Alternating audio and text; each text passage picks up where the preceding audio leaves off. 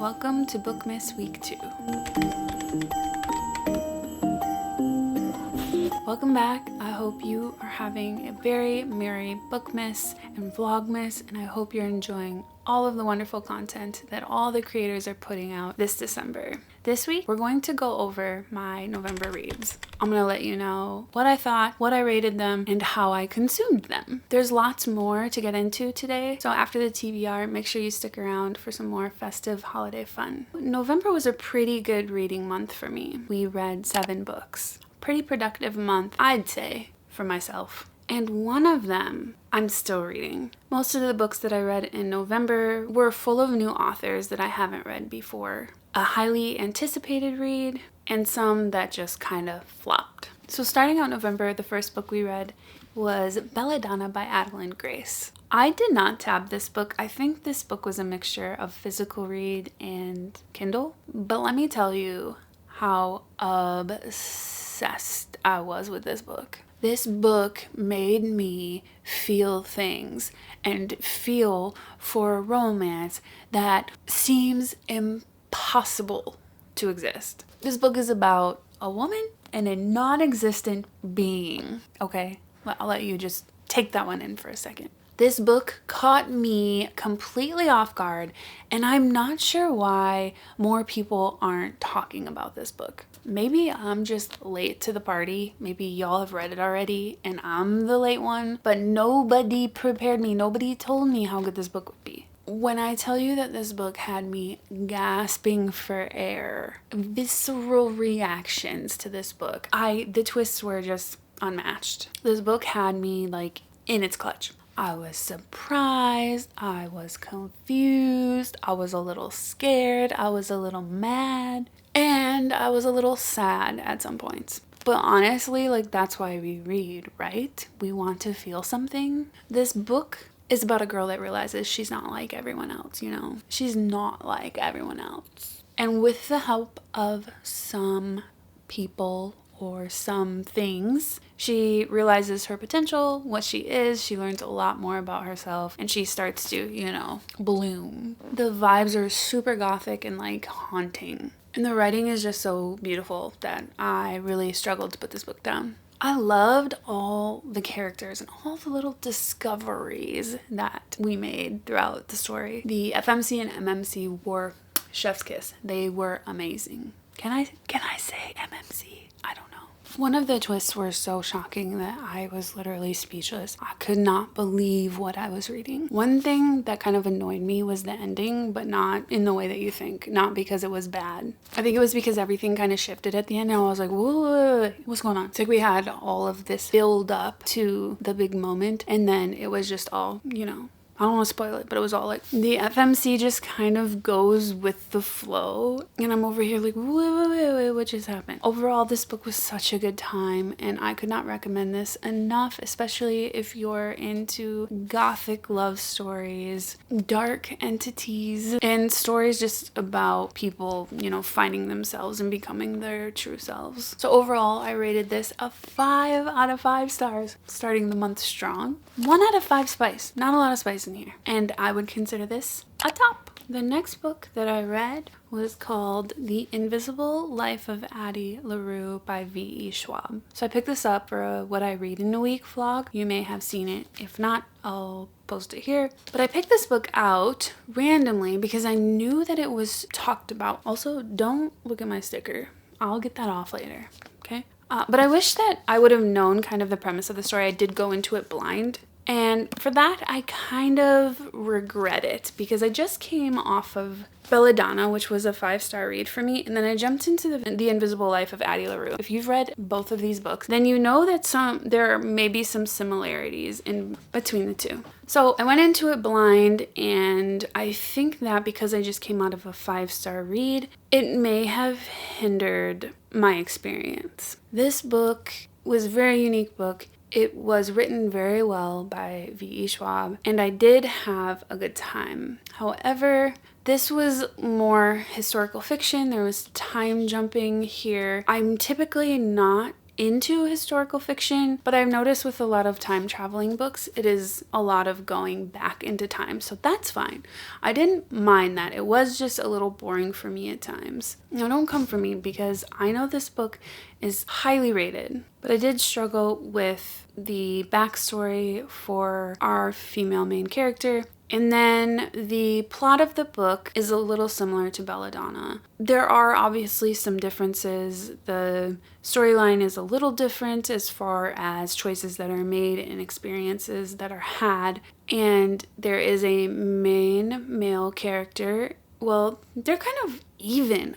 I don't know if I would say that there's one main male character in this story. I feel like there's two that get the spotlight equally. But anyways, this book was kind of sad towards the end. It was more depressing. Like, I wouldn't describe this book as depressing. This one was kind of depressing. Like, I was really sad for Addie, and it was a very frustrating book. And so if you're into that, then you'll like this. I was kind of looking for like a good fun time. I didn't realize like how deep this book was going to go. And that's my fault. That's my bad. And I think if I read it at a different time, I may have appreciated it more, but because I read it right after a 5-star, it's already difficult. This one was really cute. Like, I did enjoy the story. I love the way that the story connected with the cover here. At the end, it was just sad. And I could relate this to another book that I read called The Book of Lost Hours. I'll put the cover here for you. That one was a 5-star for me. There were some differences between this book and that book again. Like, they weren't an exact copy, but they were just kind of similar. And I did rate that one 5 stars. I think I like that one better than this one. But yeah, it's very interesting, and I would recommend this book to you. V.E. Schwab's writing was really great, so that wasn't an issue. It was very well written, and it was actually pretty short. However, it did take me like 4 days to get through, but that's because I'm a busy bee. I'm a busy person. This book did have me in tears. Like, for one small second, I shed some tears, and I will just leave you guys with I Remember You. With that being said, I rated this a 3.5 out of 5 stars and a 1 out of 5 for spice. The next book I read after Invisible Life of Addie LaRue was Love in Other Words by Christina Lauren. This is a different cover than original, so I'll put that up here so you can see. I love this cover much more. So pretty, so beautiful. Never read Christina Lauren before. Was completely caught off guard reading Love in Other Words. This book was so good. The story was so good. The characters were so good and so sweet. And I love the story. And this was like friends to lovers. And this book was perfect. I am so excited to try to read some other Christina Lauren books because, again, I had not ever read anything by her. And she completely surprised me. And I'm hoping that I can get the same feels from some of her other books as well. I thought this book was so well written.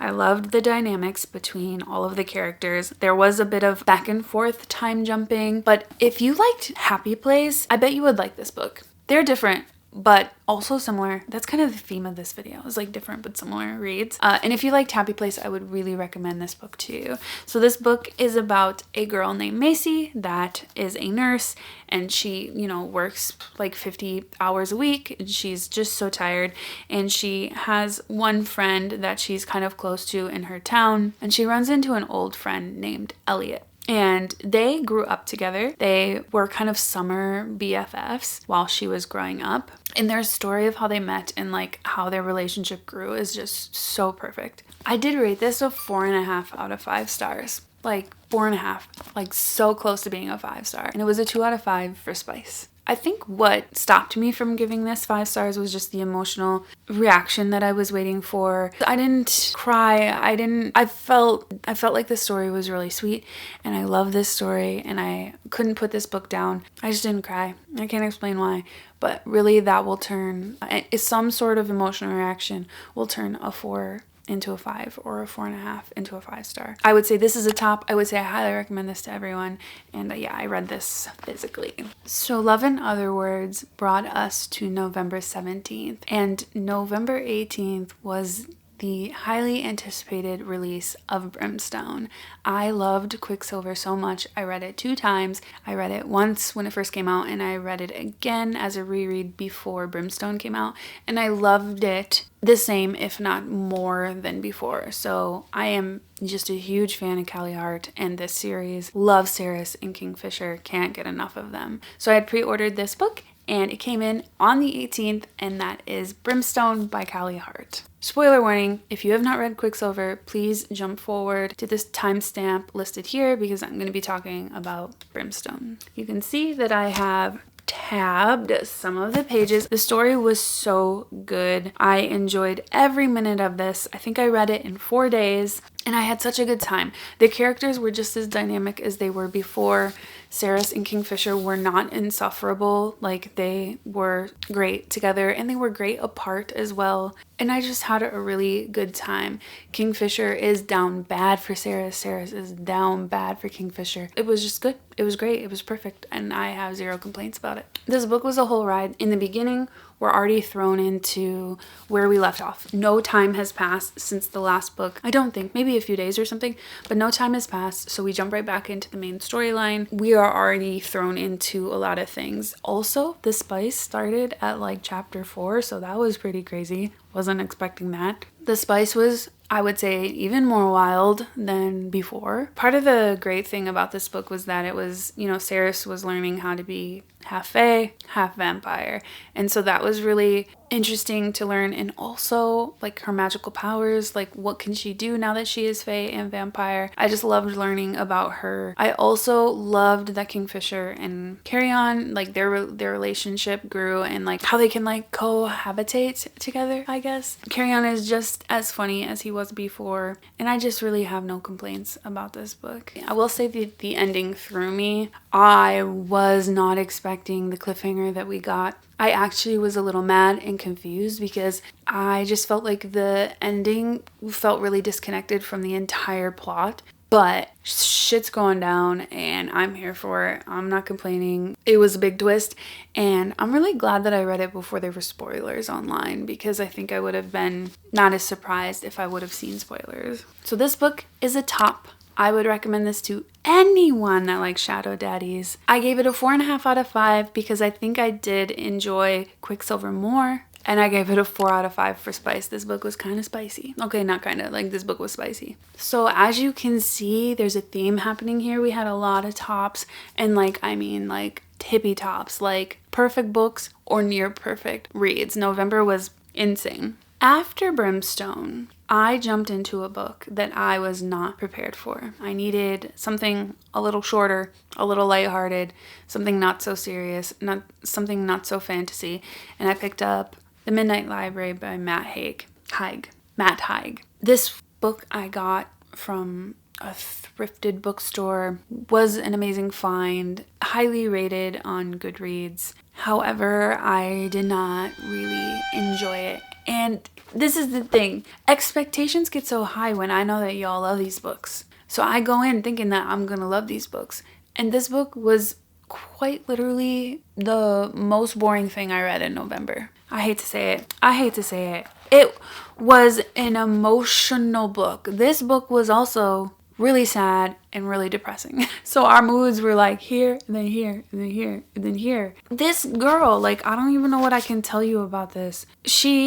Something happens to our FMC, and she's, given a moment to reflect on things. She explores lives that she has not lived before, and all of the alternate versions of her that exist. And while the concept is so phenomenal, I just didn't connect with this book. Maybe, again, because it came right after Brimstone, and it was a book that I had, was so excited about and I loved. Then we came down to this one, and I don't know. Maybe, again, I read it at the wrong time. I read the physical book paired with the audiobook, and I don't know, guys. It just wasn't for me. It was a lot of the same stuff, just different font, and at the end we have a happy ending, so there's that, but just didn't grab me. So unfortunately, there was a point where I wanted to DNF this book too, but I didn't want you guys to come find me in my sleep and destroy me. Ooh, I gave this book a 2 out of 5 stars. That's brutal, guys. And there was a 0 out of 5 spice. That is so brutal. No tea, no shade against the author. This, I just couldn't, I don't know. Just wasn't for me. I know that's an unpopular opinion and I regret to inform you. Would recommend this if you like a female main character living different lives and having a happy ending. It's gonna be a flop for me. After The Midnight Library, I jumped into quite literally the biggest book I think I've ever read. I don't know if Crescent City was bigger than this, but I read A Day of Fallen Night by Samantha Shannon. Now I know I like Samantha Shannon. I've read her work before. Love the Bone season. And so I was intimidated by the size of this book, but I was really excited to jump into it. I had like 7 days left of November to finish this, and I thought I could read 160 pages a day for 7 days to get through this book before we started Bookmas in December. How wrong I was. First of all, I am reading this first before I read Priory of an Orange Tree, and I don't know if that's a mistake. I thought I would want to go into this knowing this stuff first before I read Priory of an Orange Tree, but I don't know if that was the right move. Please let me know below if I am completely wrong in this. And I'd be lying to you if I said I read it. I didn't read it. I am reading it. We are currently on chapter 25 of like part 2. It's page 198. And when I tell you I am struggling to read this book has been so humbling to me. The writing is so intricate and detailed, and there's so many places and people and names of things. I posted on TikTok a few shorts and like reels like, what am I doing? This book feels like I'm reading the Bible, and I think that was really hard for me to grasp. However, I thought about soft DNFing this book, but I think I'm going to push through it. I think this is going to be a book that I read in between other books. Like I'm going to set a goal of like 30 pages, read this casually, and hopefully by February we will have this book done, because I don't want to give up on it. And I do want to read Priory of an Orange Tree, not only because I own it, but because like people like it. So I got to give it a chance. And I do, when I am reading it, I'm enjoying what I'm reading. It's just really hard for my tiny little brain to figure out what's going on. But I think that I am immersed now enough to understand. So I cannot rate this book for you. I cannot give you a complete review of this book because I have not finished it. But I did read it in November, and I tried. So it counts, but it's still ongoing. And so I want you guys to know. And then lastly, I fell into a slump after struggling with the Samantha Shannon book. So there were 2 days where I didn't read in November, and I broke my streak, and that's so sad. But you know what? Life happens, things happen. And we're not gonna put pressure on ourselves like that, right? So as I was planning for December, I did my December TBR, and I picked this book up for a cutesy December holiday read. Do you see this book? Do you see what it's called? Do you see who wrote it? So I've never read this author before. Wanted to give it a shot. This has a Christmas tree on it. It was recommended to me as a holiday read, so I picked it up. Read it in November. I read it before December 1st. This book was not what I had expected. This book didn't contain happy feelings or festive feelings. Like, I don't even know why there is a tree on this book. Like, who said this was Christmas? I have a bone to pick with every influencer on TikTok that said that I should read this book. Or did I make this decision on my own? Wait, no, my library even said this is a holiday book. Y'all are playing me. This is not a holiday book. This is a book of 3 short stories. This man can write a story. I know he can. I can like see it. However, this book was the most depressing thing that I've read. And I am so glad that I didn't read this in December. You know, I'm glad I ended November with this book, because my gosh, this book touches on topics, illnesses that I don't want to think about. So just, if you feel tempted, even after this review, if you feel tempted to read this book by Frederick Bachman, The Deal of a Lifetime, check your triggers. Check your triggers. Make sure you're in the mood to feel bad, to feel terrible. That's all I have to say. So this is going to be a flop for me. I didn't even rate this yet. I haven't even put this on Goodreads yet because I like literally finished it yesterday. I'm going to 2 stars. This is like No, I don't even know if this is on the level of Midnight Library. I'm gonna give this a 1 star. It just wasn't for me. I'm gonna read this author some more because I want to see what else they have to offer, but like not for me. 1 star. No, 1 star is like, no, I hate it. I hated it. It's 1 star. I'm sorry. I'm sorry. Frederick, don't hate me. Matt Haig, don't hate me. V.E. Schwab, don't hate me. All right, I'm back. Okay, so we had 3 tops, 2 flops, 1 that I don't know if is a top or a flop, and we had 1 inconclusive. So that was my November. I hope you guys had a good November. I you know what? Try to fight me on my November TBR because I literally loved and hated books. And I could not be more opposite. Like roller coaster. Like, wow, I'm seasick here because I'm on this side and then I'm on this side and then I'm on this side. But anyways, to follow up, I did grab Foxglove that you would have seen in a haul for our first episode of Bookmas. So excited to hop into book number 2 of this. I think I have a Christmas Christina Lauren book that I can't wait to read. I'm going to try to squeeze that in somewhere. Fae and Alchemy 3, I guess, is on Goodreads, so make sure you mark that as one to read. And Frederick Bachman, like, we'll meet again. We'll meet again someday. This is actually going to be donated to a little library. Like, I don't even want that. I'm connected to this story, but, like, it'll go on my shelf. Like, if I'm going to be embossing books, I'm going to emboss these 3. Do you guys want to emboss with me? No.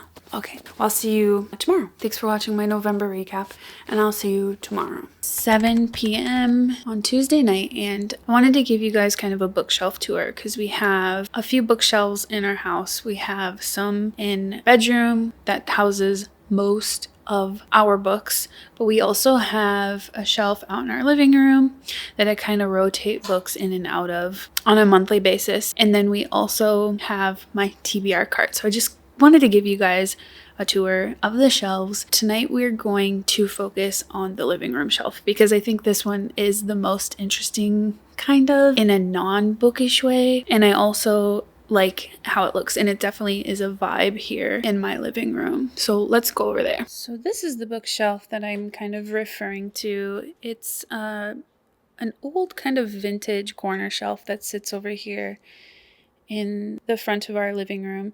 Don't mind the cushions on the floor, the cat carrier. I'm not known for like having the most aesthetic house, but I think we do well for ourselves. And it is like a cozy little corner in our house. Let's start at the top.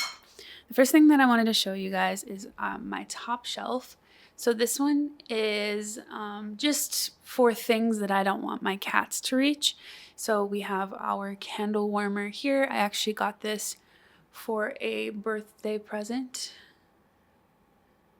and it works so well. It has the little power and timer options here.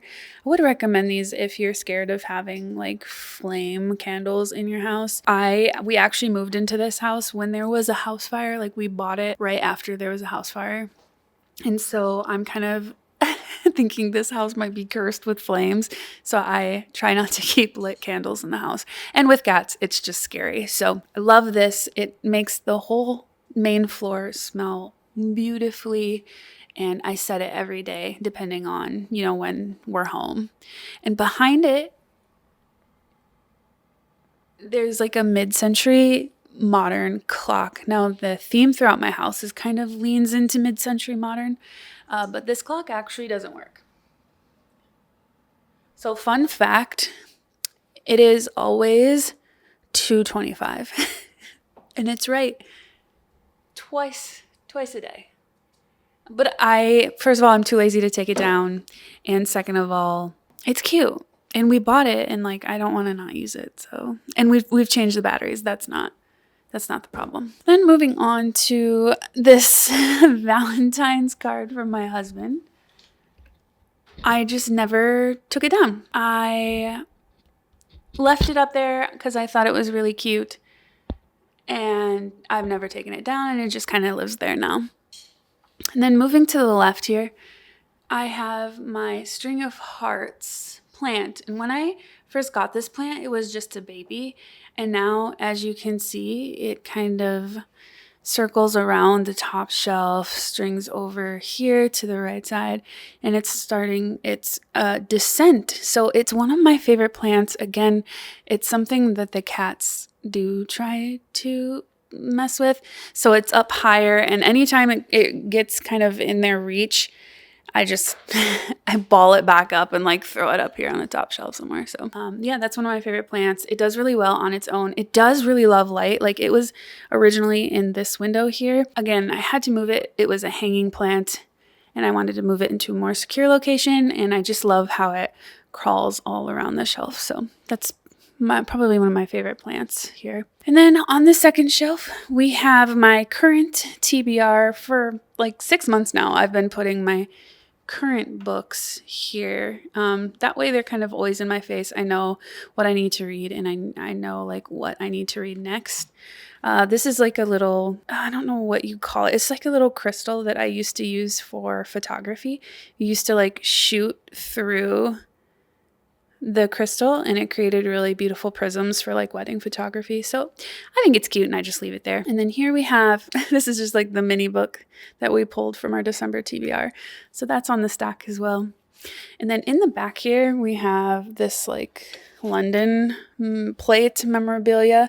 And the reason we have it is, well, for one, we got married in London last year, but also it's actually, you could tell it's like AI generated because it actually says Loden and there's like a bus in the river and then the bus says Loden. So it was really funny. We saw it when we were in a gift store and we kept making jokes about it. So then the day that we got married, we went into that same gift store and we're like, you know what? I think we need that. I think we need that as memorabilia of our trip. So it's back there casually. We got a little Christmas tree here for some decor. We have some Harry Potter wands here. So when we were in London, my daughter and my husband, they got themselves some wands. So we have Hermione and we have Sirius black wands. I'm not going to take the wands out, but those are in there. And then I have this beautiful little Lego flower set up here that my daughter made one day, and she just like wanted to decorate the shelf, so she put it up here and I just never took it down. So it kind of just lives there now. And then we actually just have like an empty vase chilling. So I guess that could be pushed somewhere else. My daughter is listening to me film this right now, so she wanted me to also show you our phone booth magnet that we got while we were in London. So very cute, very beautiful. We usually keep that on the fridge. She wanted to show that to you. Okay, so moving down to our third shelf here. This shelf is kind of a dark shelf, but it is the home of this plant I got from my mother-in-law. I don't remember if I bought it or she bought it when we went together, but it's doing really well here in this dark area. And I love the way it kind of grows out. I just love how like thick the leaves are. So I leave that one here.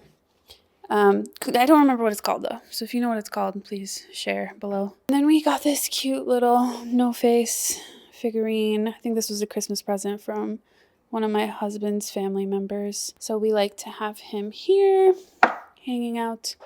And then back here, I'll pull it out so you can see, we have my You're Really a Violent Little Thing, Aren't You notebook. I think I used this one day and then I put it on the shelf and I never took it down. So that lives back there. And then we have this little Christmas tree. It's a light up Christmas tree, but the batteries ran out because like the first day I put it on the shelf, I forgot to turn it off. So it usually glows like little lights out of these holes. But this came from Target this year, from the dollar spot section at Target. And then this is just a picture. I rotated it because it's of my daughter, but it usually sits here on the shelf as well. And then I noticed she has her little rocks here. She loves rocks. There's Gems of the World here that I see that she set down. So we'll keep it there. Okay, and then moving to my fourth shelf here, we have another kind of bookshelf area. So this is actually one of my favorite pictures of me and my husband's wedding. We got married in a public park. And as we were trying to take this picture of us running down the stairs, this like pigeon flew in front of the camera. And now it's like one of my most favorite photos and memories from our wedding. So it's framed and it's here on our shelf. But I'll move that so you guys can see everything else. So here is a kind of like a thrifted calendar that I got. you're supposed to be changing the dates and the month and the days of the week, but nobody ever remembers. So it's currently November 11th and it's set to Thursday. I thought it was so cool though. Like, I think it's such a cool little piece. I like it a lot. So yeah, when we remember to use it, it sits there. And then here we have this cup. It was a gift from my mom, something about a garden. And I really have no use for it, but inside there's a little, I actually found, and if you're a cat owner, then you know, but I actually found one of my cat's whiskers, and I think it's so freaking cool, like how thick and coarse these whiskers are. So I like tend to keep them. Is that weird? Anyways, anytime I find a whisker, I consider myself lucky. So I just popped it in this cup for no reason at all. And then I got this book from the thrift store. It's a very old version of the Mark Twain, The Adventures of Tom Sawyer. And I do like books as art pieces as well. That's probably the graphic designer in me, but I just loved the way that this book kind of tied into the colors of our home. And it's kind of an ode to Mark Twain. Mark Twain was a famous author. And yeah, so it just sits here. Usually our wedding photo just kind of sits on top of it. But a cool little piece. This was a gift from my father and mother-in-law. They got this when they went to somewhere. I think they went on like a cruise or like a vacation at a resort somewhere, and they got this for us. So that typically stays back there, but I like that. And then here we are with our Christmas holiday book. I added these this month to the shelf.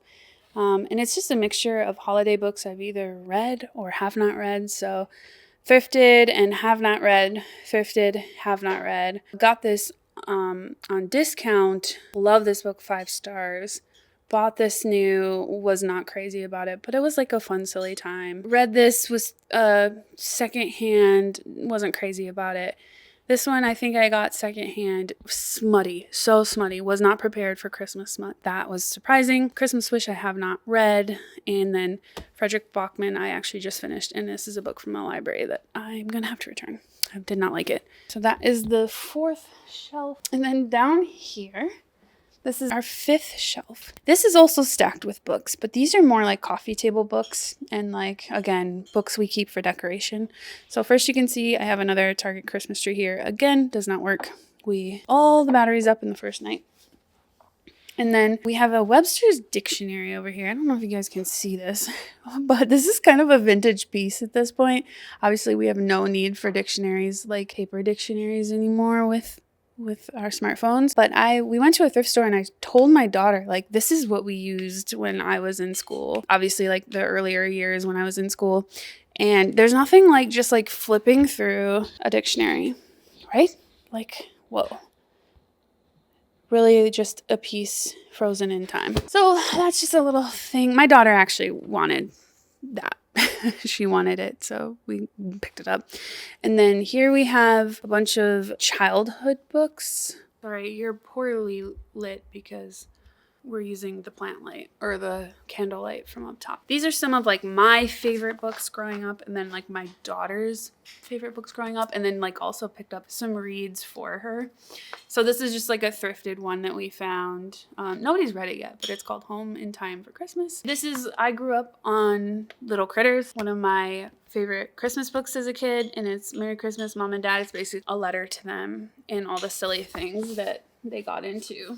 This is one I think that my daughter was gifted from school, The Elves Night Before Christmas. And she's kind of too big to read these books now, but now they're just for like nostalgia. If you take a mouse to the movies, pretty sure she got this. She got this from her preschool teacher, so that's a little fun memory. Also, love this story. Obviously, it's a classic Christmas story, The Night Before Christmas. I always said The Nightmare Before Christmas, The Night Before Christmas. I grew up with a different version of this story, but I think this is such a staple Christmas book that I just bought a newer version of it. But I would love to find the book that I read when I was a kid because it was one of my favorite books. I read it every year. And I don't know how to find it because there's 100 million billion versions of The Night Before Christmas. So then we have, this is actually The Christmas Carol. And it is a big book. Like, I would not say this is a kid's book. Kind of looks like a kid's book because it's illustrated, but it has lots of pages and it is a really like large book. Like, look at it compared to my head. I just love, obviously, again, Love the Christmas Carol, so pick that up. So this is one of mine. This is called The Christmas Wreath. It's about a polar bear that gets his head stuck into a wreath, and he tries all these different ways to get it off, or maybe she tries a lot of different ways to like get the wreath off. And when she's doing it, she's like collecting debris and ice around the wreath, so it makes it like a really beautiful wreath. Love this as a kid. And also, fun fact, my mom like met the author. So I don't know if anybody's ever heard of this book, but the author had signed it for me, and I thought that was pretty special. Of course, we had to have Rudolph the Red-Nosed Reindeer, one of my all-time favorite movies, and this is kind of the cartoon version of the animated book. Having it in book form is special. This is one of my daughter's books, and I have so many memories of reading her this book when she was little in bed. It's called the Pete the Cat's 12 Groovy Days of Christmas, and so it's basically the 12 Days of Christmas, but like in a Pete the Cat version. And she loved, because I would like sing the book to her when we would read it, and she loved when we sang it. So that's a really great memory that I have. So I'd recommend this one for your kids. It's a good time. And then we picked up the classic Polar Express book. You all know the story very well. I love the illustrations in this book. It's such a great movie, so recommend reading and or watching this movie. And then lastly, I feel like we just thrifted this book. It's just like a silly little Santa book. It's called The Christmas Blizzard, and it talks about how there's this storm or this like blizzard that like blows everyone around, and you know, everything's just like crazy and chaotic. And I love that because my life is crazy and chaotic. I kept this with my Christmas stuff, but this is actually like I think this is a grade 1 or like kindergarten project that my daughter did. It's actually just like a folder of how all the different countries, you know, celebrate the holiday. And I thought that that was so cool to highlight in school. But the really cool thing about this is that they created ornaments that went along with the learning of the different holidays in the different countries. And so it was so cool. We decorated our tree with all her little like Christmas craft ornaments. Being able to decorate the tree, see the things that she created, you know, support her artistry, and also hear about the different countries and shining spotlights on how they celebrate Christmas and holidays. And this was really special. And so I keep this for that memory as well. So those are the like kid Christmas books. And then the ones that we have year round, these are just like illustrated coffee table books that my husband really likes. Like he's loved reading his whole life. And so I kind of just came into the picture and picked up reading as well. He loves having all these stories and illustrations here, but my battery's dying, so I gotta go fast. But he's got all of these really cool illustrated books that he loves to show people when people come over. This one is really great. This is like the future of like today, but with robots and life-size things. He loves Simon Stollenhog. So we have 4 or 5 of those books here. And then we have Angelarium books 1 and 2. So those are just, he loves those. I don't know much about them, but he does. And then our last shelf, before my camera dies, our last shelf here is our game shelf. And this just looks crazy, but you know what? This is life. This is our game shelf. So we've got Skippo and Harry Potter, Uno. We have Snakes and Ladders. We have Trouble, Scrabble, Yahtzee, it's Cards Against Humanity. We just played that recently, so it's down here. But any games that we just kind of want readily available, sometimes they're games my daughter likes to play, we keep those here. But yeah, that's the tour of the shelf. It's, again, I love this vintage thrifted piece that we got secondhand. I love the spindles, and I love the, you know, detail here. And I love that it's a corner shelf because it tucks away so nicely. So that's it for this shelf. Tomorrow, I will give you a tour of our big bookshelf, like my husband and mine's like community bookshelves. And then probably we'll go through my TBR as well. So I'll see you tomorrow. All right, welcome to Wednesday. Welcome into my library / bedroom. We have a row of 3 bookshelves here where we keep the majority of our books, and our bed is literally right next to it. But this is our mini library. This is where me and my husband keep all of our books, minus the ones that I have not read yet, and then the ones that you saw out in the living room yesterday. So I wanted to invite you guys in here to kind of go down shelf by shelf how we have our bookshelves set up and how they're organized, how me and my husband share the bookshelves, and what I have. Grab a drink, grab a snack, let's get cozy, and I will show you around the bookshelves. Okay, so right now I have you at the top left of our bookshelves. This is the top row, and this is the left bookshelf. So starting at the top left, I don't really have a reason why I put these books on the left, but I will tell you the top row are going to be my like standout series or my favorite books or things that I want to like showcase because I love them so much. So this first shelf here we have our Legendborn series by Tracy Dion. I had bought Legendborn off of Book Outlet before I knew what it was about, and immediately after reading Legendborn, so you can see that I loved it dearly. Immediately after following Legendborn, I ordered Bloodmarked off of Book Outlet, and then I pre-ordered Oathbound. So this by far is one of my top 5 series that I've ever read. Would highly recommend it to anyone that loves kind of like YA fantasy, but also enjoys storylines of knights and kings and historical things like that. We also have Phantasma and Enchantra here. I rated Phantasma very highly, and of course immediately bought Enchantra when it came out.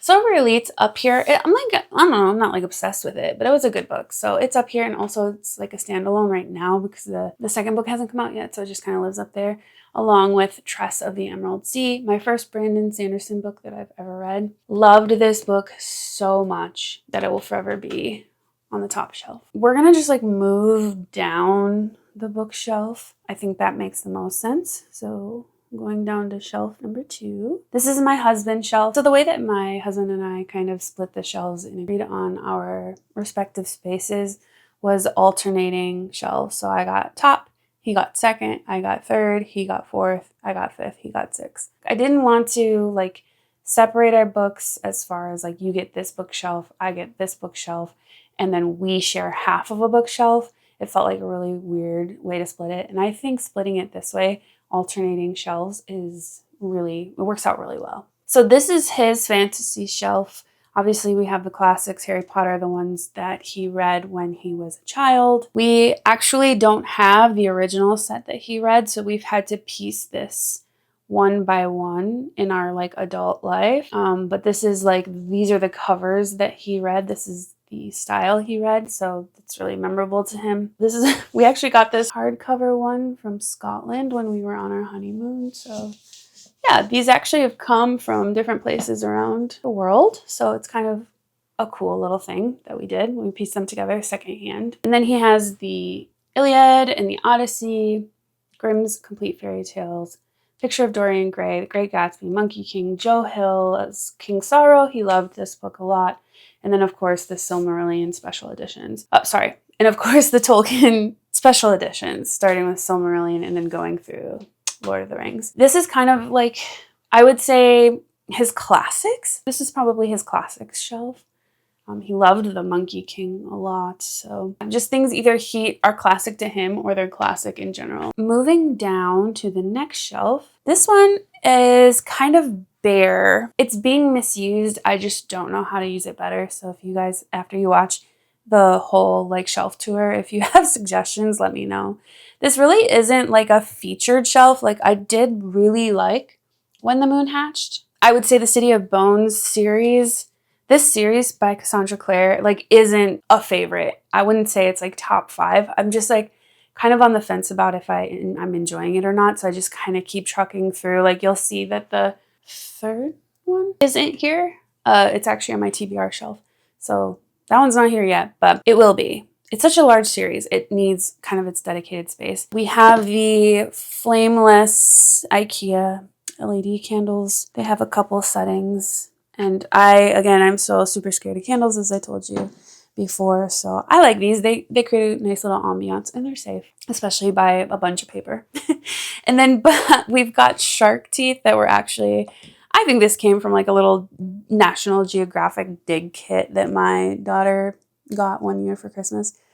But she decided she actually loves when we decorate our shelves, and she loves to contribute to decorating our shelves. So every now and then she'll come in here and I'll see like a new piece added, whether it's her artwork or a book that she's wrote or drawing, you know, like it could be it's just really random things, but I love that. I love that she wants to be a part of these shelves and she wants to contribute to the decorations and that these things mean something to her.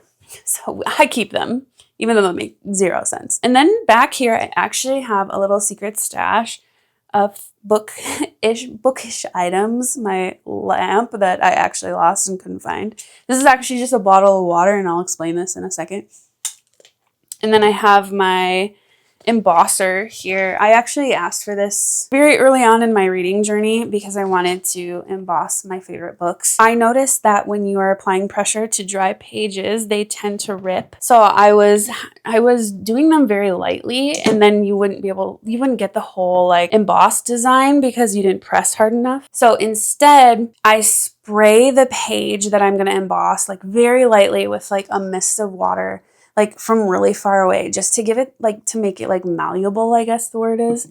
And then once I spray it, then I emboss it because then the paper actually doesn't rip. It just kind of, you know, bends. So let's just see.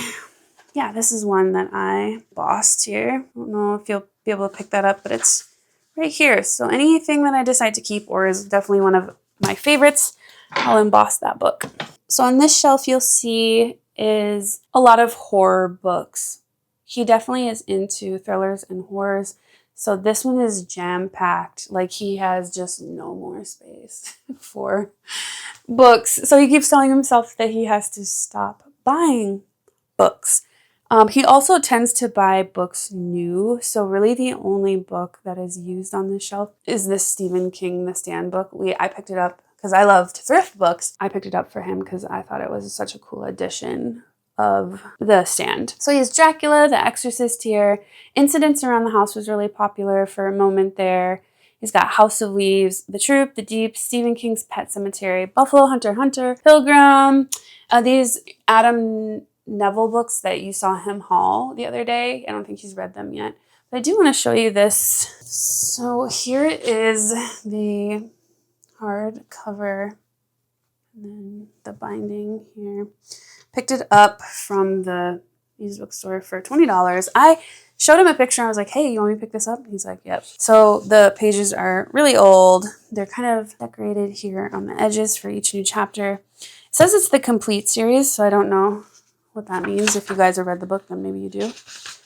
But I want to see when this was published. 1978, 1990. Looks like 1990 is the latest date on this one. So that's freaking cool. I love giving books new homes. I love being able to donate books, and I love being able to buy them secondhand. I think there's no reason to buy it new unless it's a special edition or if it's something you're anticipating or it's a pre-order or something. It's really the only way that I can justify buying new. Okay, so this is probably one of the saddest shelves that are here in this collection.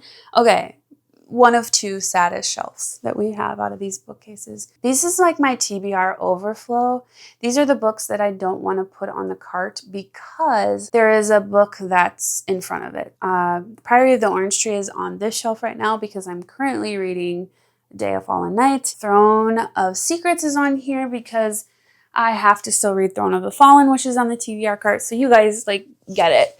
I think the only one that's on here that I'm ready to read because I'm caught up in the series is the Danielle L. Jensen, A Fate Inked in Blood. That I'm actually like ready to read that one. I can read that one at any time. I bought this one from Book Outlet. I want to read this book so bad, but people do recommend that even though it's just like an interconnected series, you should read them in order. So that one's been sitting here for a long time. And then I have my series by Holly Black here because The Crow Prince is sitting on the TBR.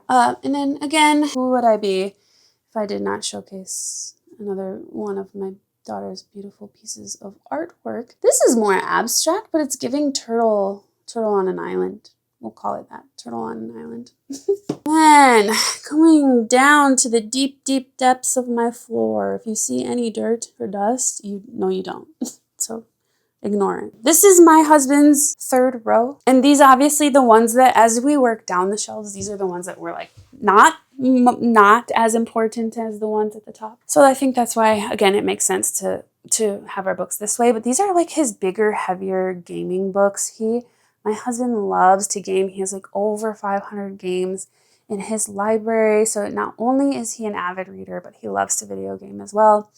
And so he has Diablo, Elder Scrolls books, he has Halo books, and he has Elden Ring books. And I think, so obviously, first of all, they're like collectors.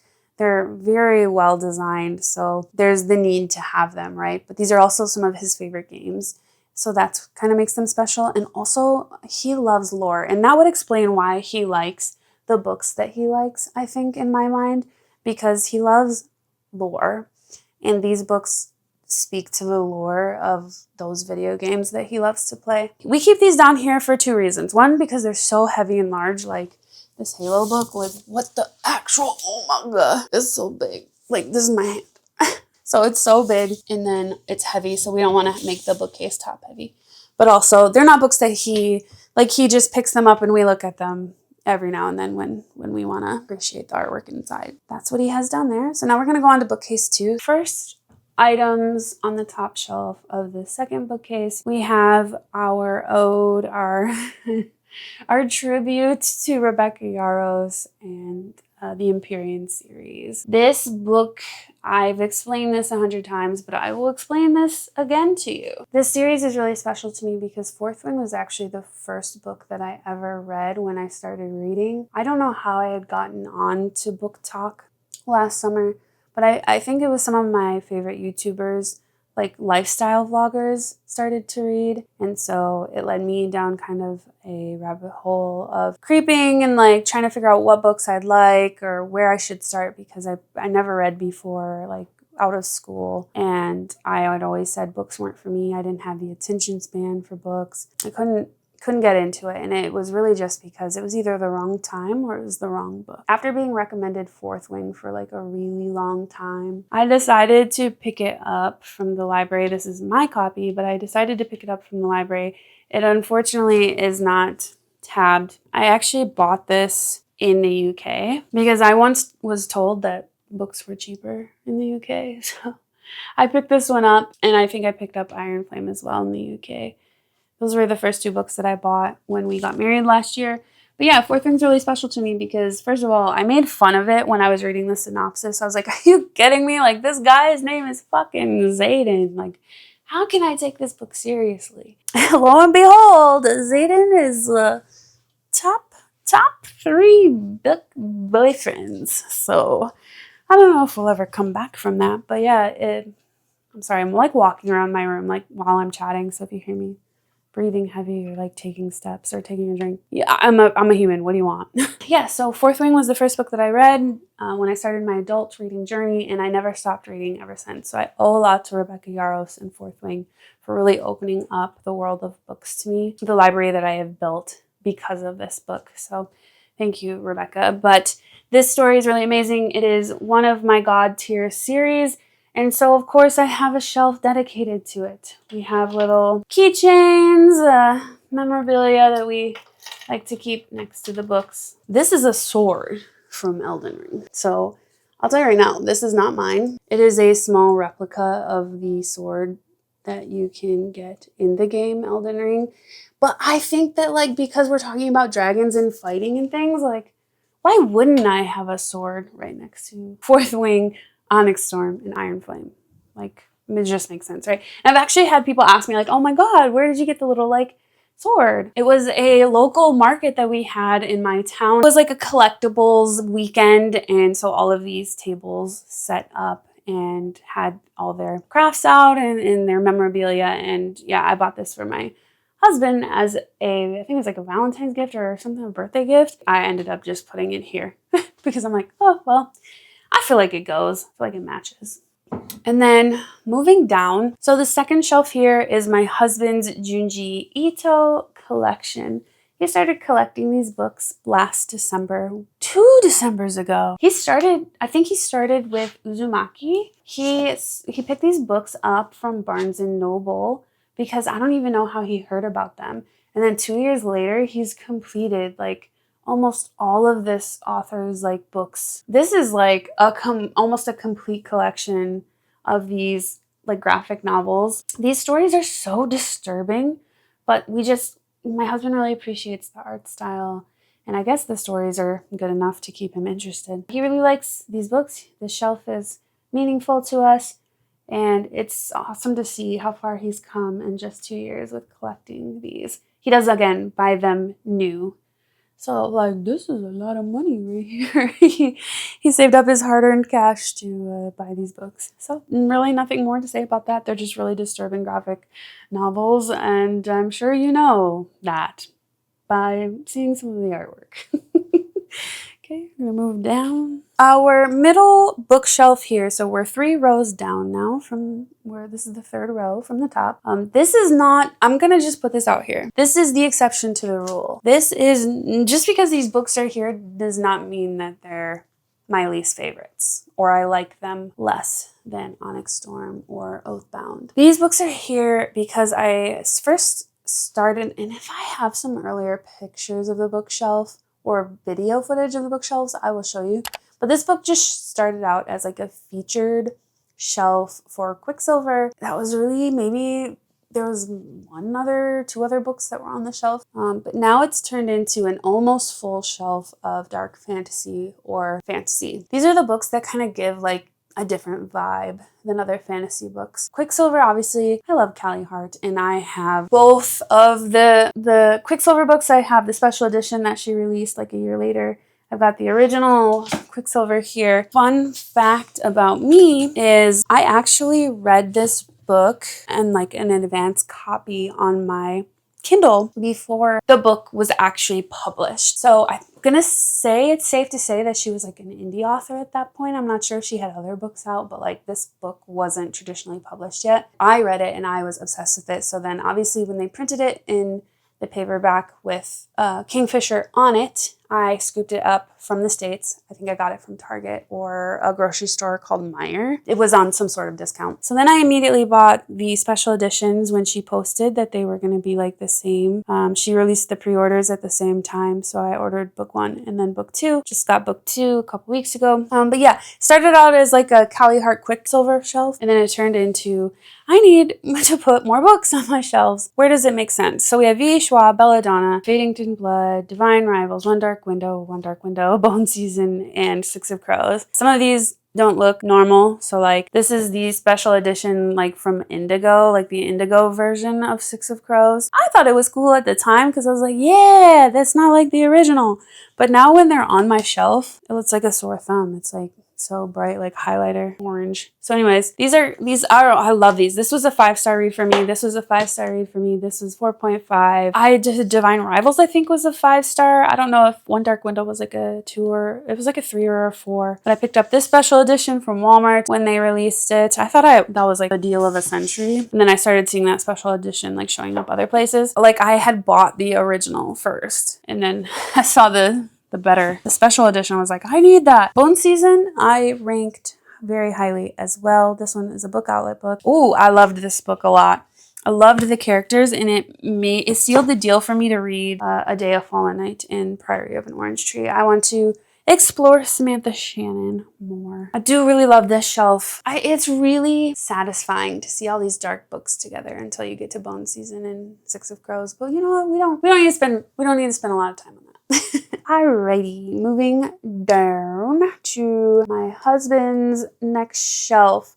This one is also packed pretty full. Let me zoom in a little more. So here he has all of his sci-fi books. When I first started spending time with my husband, my first memories of him reading are science fiction books. C.S. Lewis for sure. And then, yeah, Out of the Silent Planet. That's like the first book that I ever like saw him read. And it was long before he had like this whole, all these shelves of books. Again, I don't know. I just love all his books just because I know that they mean a lot to him. So then they just like mean a lot to me just by default. But yeah, he's got his Hitchhiker's Guide to the Galaxy series over there. He's got these Jeff Vandermeer books. I actually bought them for him for his birthday because they were on his wish list. Like, I don't think he's read them. I don't think he likes them, but that's okay. He couldn't get into Neuromancer. I think he thought it would be better than what it was. He loved Project Hail Mary, like loved that book. And then these are just like some Space Odyssey, Neuromancer, Stranger in a Strange Land, Once and Future King, Dune, The Left Hand of Darkness. So I don't know what those are. Maybe you do. But he liked them because they were all matching series. So yeah, sci-fi books is what he's got there. So now let me lower you. My next shelf. This is my last shelf on this middle bookcase. Okay, I'm gonna be real with you guys. These are books that I did not enjoy very much.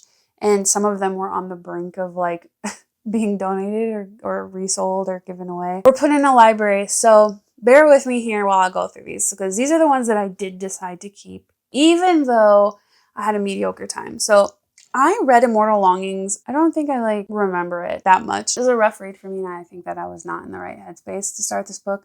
But at the end, I remember thinking that I did like it and that I did want to read. Oh, yeah, because of the cliffhanger. That's right. So I was like, okay, I do want to continue the series, so I'm going to keep this book. And also, I picked this up secondhand. And also, I think this is like a different cover than it is normally. I needed to hold on to this one. And you know what? It gets a little display just because it's a beautiful cover. But no, I am interested in this series, but unpopular opinion, I couldn't really get into Crescent City. Like, I get it. I understood the story, but I don't know if I was sold on the characters. Book of Asriel, I liked it. I liked it, but I couldn't get over the fact that I don't know if I was given like an Amazon copy or something, or like before it was traditionally published or something. There were a lot of typos in this book that I did not appreciate. And because I'm a graphic designer, the artwork, like the logo is super pixelated.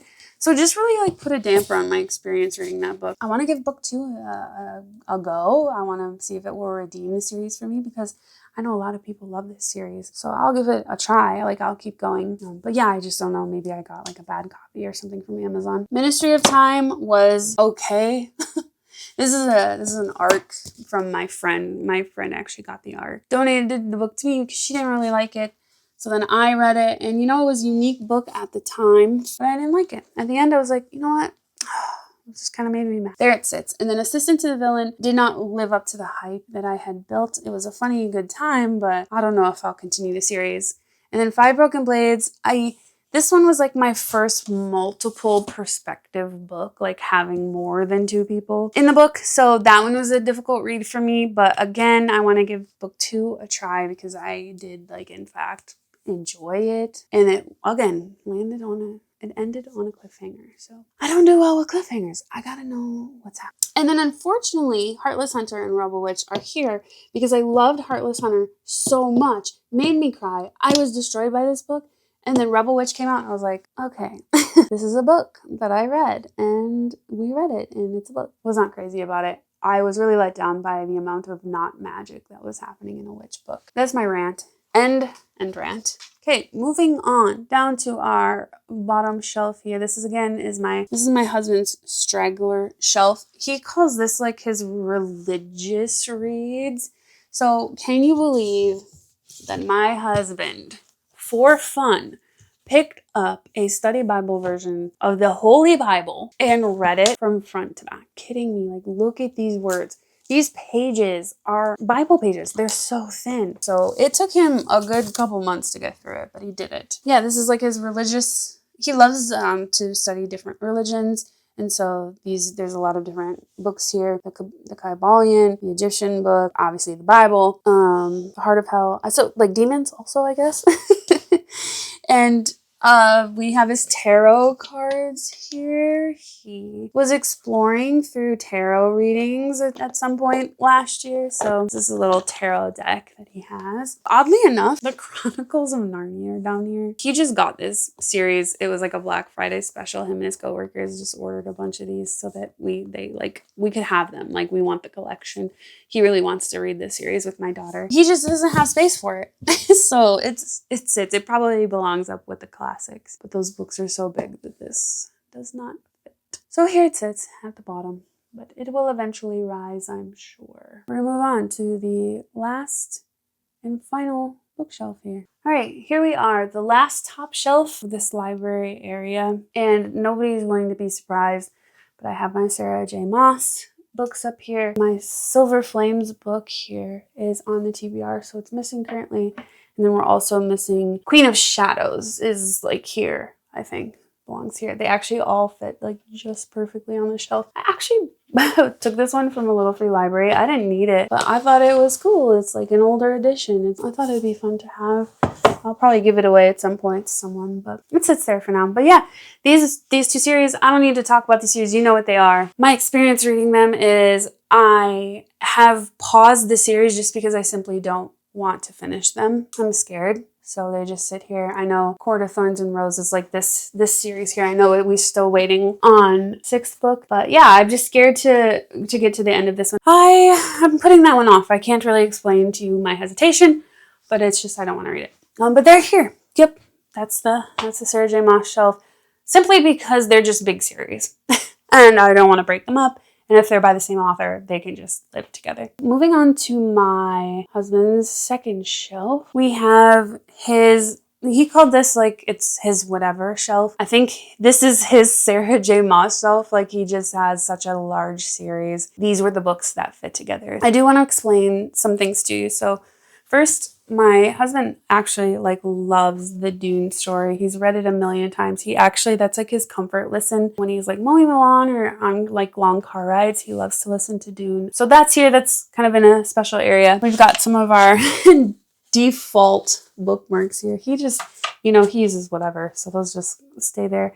And then this is his latest obsession. He loved the Dungeon Crawler books. And so he ended up getting all of them. He is finished with the series. He did read the entire series. He would highly recommend these. Such a big series that it took up more than half of a shelf, so that's where they are. Over here, you can see we have Spider-Man, Mew, and this little picture frame of a cat that my daughter drew. It's a hodgepodge of items, but when I tell you the way that these little things mean something to me is so silly. Like, first of all, I'm noticing this book is so dusty. Anyways, Spider-Man represents my husband. He loves Spider-Man. It's his favorite comic book character. So he's Spider-Man. I am Mew. I grew up obsessed with Pokemon. As an adult, I was still very obsessed with Pokemon. So Mew represents me. Mew is my favorite Pokemon. And then this represents my daughter because it's a tiny picture frame and she drew it, and that's her. That's just her. So these little items, they kind of just collected themselves, and then I never split them apart because I'm like, this is us. Like, this is us. In mini form, they're all like the same sizes. And like, I can never like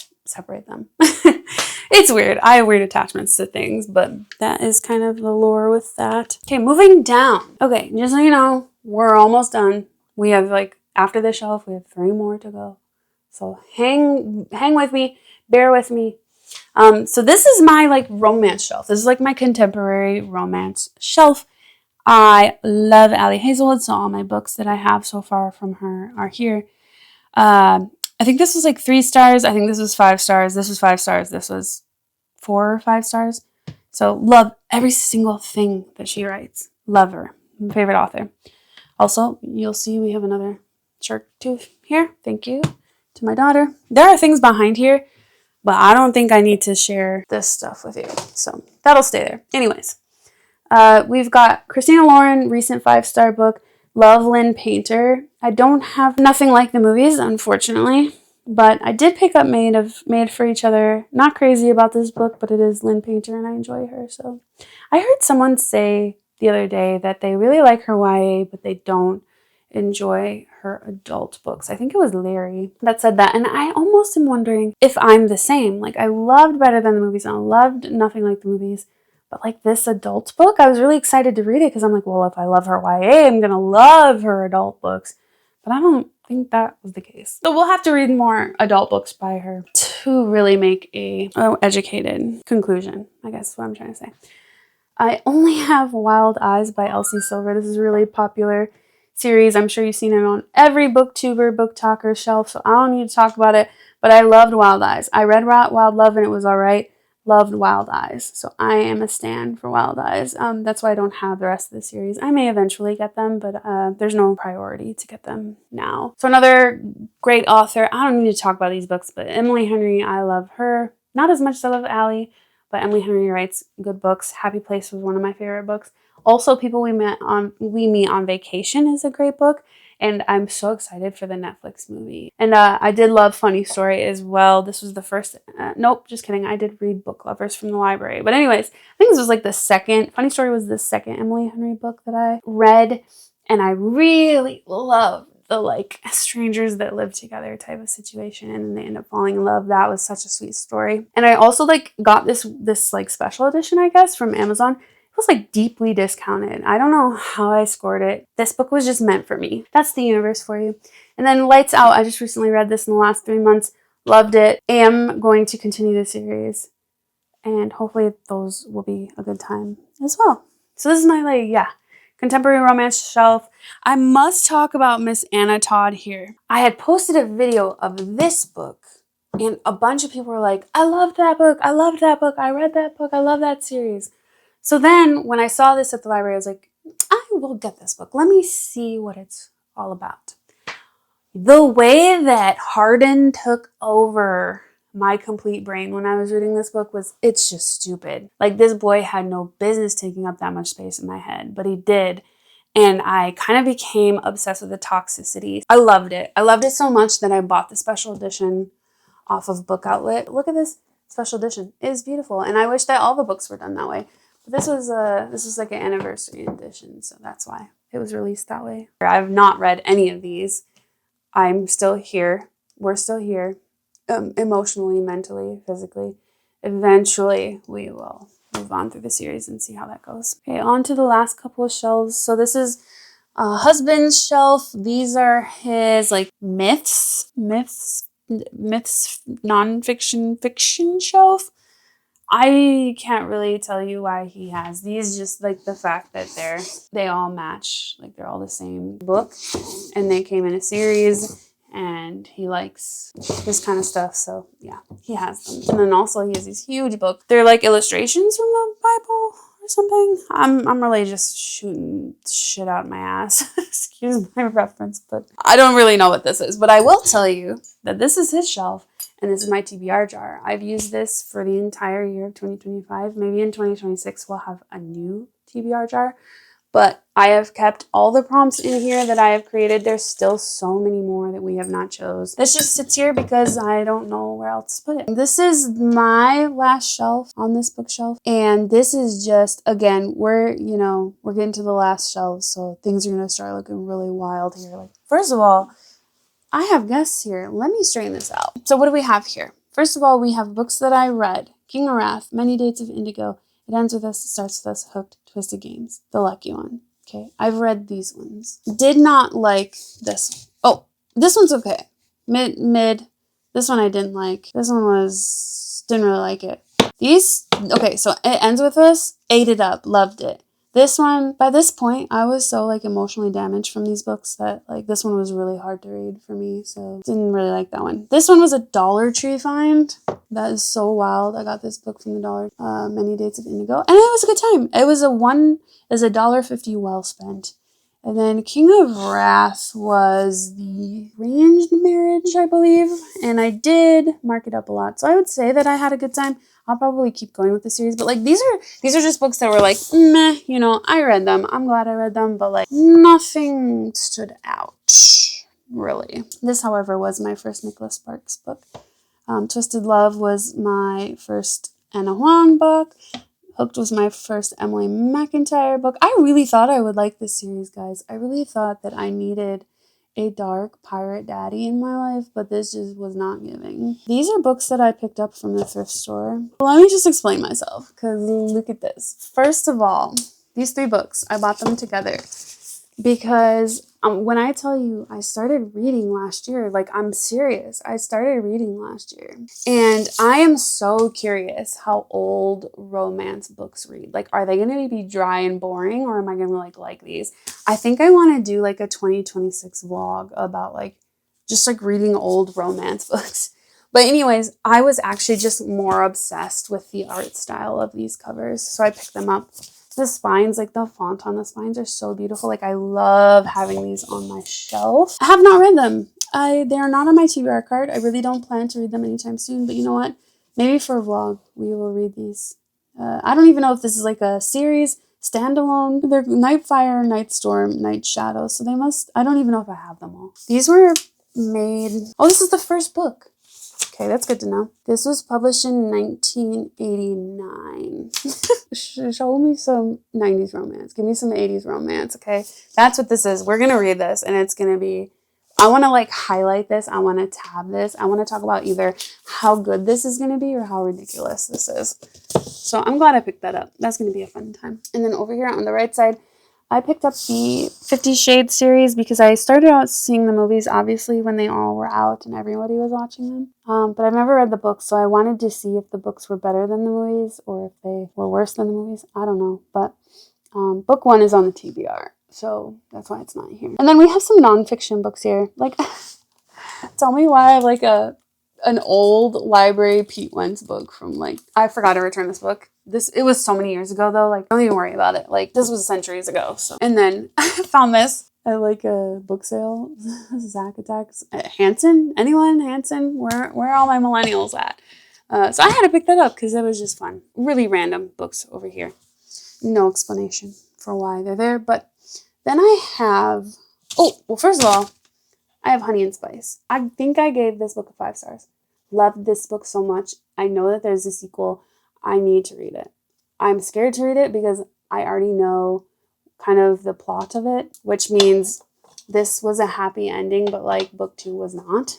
So sorry if you didn't want spoilers, but loved this book. This book deserves a space up here. It just like on the contemporary shelf just didn't fit because I wanted it like, you know, front center. So it's here. And my daughter, these are the books that my daughter made. Again, I like to keep her artwork here. This was her first draft. Her first draft was, welcome to the zoo. Let's see it, tigers. But then she said, Mom, I have the final copy. It's called The Zoo. She loves to draw and she loves to write books. We have a ton of these like little stapled papers everywhere because she loves to make books. So she will love if I show you this book. And she's 8, so these are pretty great for an 8-year-old, I would say. So it says, welcome to the zoo. Oh, look, there's a lioness. Oh, say hello to the tigers. Not me reading this next to 50 Shades of Grey. Oh, man. Look at the pretty peacocks. And she used my like special art markers for this, so that's why they're like bleeding through. Look out, there is a polar bear. She was so proud of this one because it rhymed. Monkeys! I told her the monkey looked great, but if we're being completely honest here, that monkey is terrifying. Look how tall he is. He's as tall as that tree. Sharks! Ah! And then this is the back, I guess, the cover of the book. So I just keep it here because it brings me much joy, and I love the effort that she put into that book. So that's there for her. And then come down here. Last but not least, let's zoom in here. Okay, so this is the bottom of the barrel. This is the bottom of the 3rd shelf. Nothing makes sense here. We have the Divine Comedy. So there's some duplicates down here, like different versions of books. There's books that were given to him as gifts. Metro 2033, he thought he really wanted this book, but I guess if he liked it or not, like he's got another C.S. Lewis book here. He's got a Star Wars book here. My daughter loves to look at the Star Wars book every now and then. He's got a video game book here. So like this is just nothing fit. The problem with him is he loves these large books, and so they don't fit on the shelf properly, unfortunately.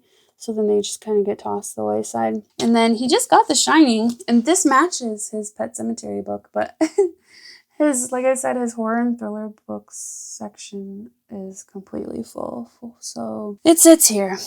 This is me at 11 p.m. on a work night. So sorry that I'm not more presentable for you, but we're going to bed after this. Thank you for joining me on our bookshelf tour. I think I'm going to wrap up this vlog here because I was going to show you around my TBR cart as well. However, it's 11 something. I'm really exhausted. I'm parched. And we should save that for another day. I will show you around those books another time during this vlogmas. That's going to be it for now. Thank you so much for listening to me babble about all of this that I love so much and why these books mean something to me or like where I got them. But just thank you for joining the tour. I look forward to talking to you about the TBR shelf. And yeah, I'm loving Vlogmas so far. I've been watching all of the creators update daily and it's giving me FOMO. Like I truly would love to upload daily, but my life and my job just would not allow it. So for the sake of my mental health,